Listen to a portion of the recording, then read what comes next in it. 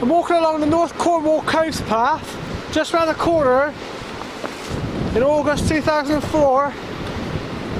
Big floods hit this area. And we're going to take a look at some of the rebuilding in the village of Boscastle, which was the worst hit. After 6 centimetres of rain fell in just 2 hours, a torrent of water 3 metres high surged through the village, causing a lot of damage.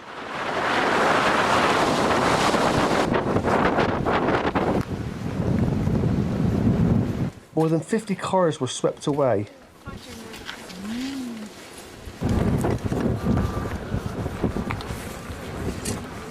The floods happened 52 years to the day after the Lynmouth flood disaster.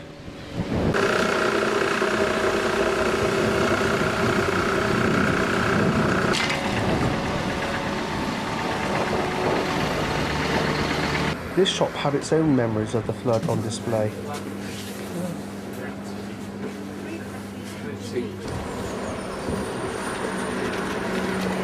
Houses were still being dried out.